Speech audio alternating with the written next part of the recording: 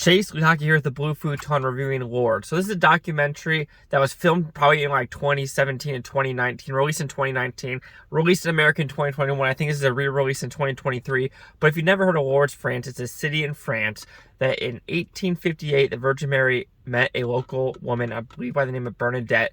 And there's a grotto there, the wall, and people go there each year,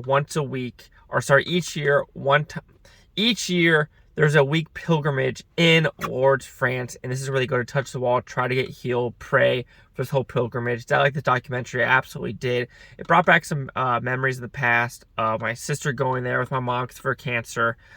So I had tears coming down my face at the very end of what happened. It's a horrible story that when my sister did go to Lourdes, it's actually kind of a miracle about how it was like the worst flooding and rain storms in decades, but they could still go. So it was remarkable. So I love the stories involved in this, even though it was sad. It was all these people. It really talked about the real world where some of us are like, oh man, my life sucks. Well, are you 40 years old and having your parents have to feed you, having to bathe you and stuff like that? No, that is hardship. Hardship is like a 2-year-old kid that has sores on his body and might, die because the doctor says he has to live to the age of 2.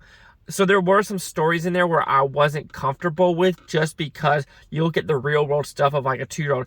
It's going to sound awful, but there's a 95-year-old lady in there. And it's like, oh, I'm a little nervous and dizzy, but it's like, you're 95. There's a 2-year-old that could barely live, or this 14-year-old who's getting bullied because of something on her arm. Then you have this, prostitute drag kind of storyline, which I didn't like either, because it's like, you're 70-something years old. You could walk. I know you don't feel comfortable in your own skin, but you know what? You're living life. You're doing...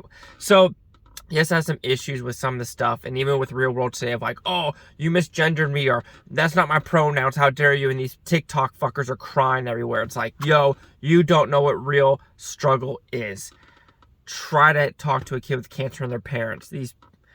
So yes, I will go more in depth in the real review, but I do think this documentary does do a decent amount showing kind of the surface level of what the week actually entails. Chase Hawk with the Blue Futon. Like, comment, subscribe. I know things Bhutan, Toby, Bhutan. Say, watch. Have a great day. Yeah, this one hurt. This one hit. This one hit the heart.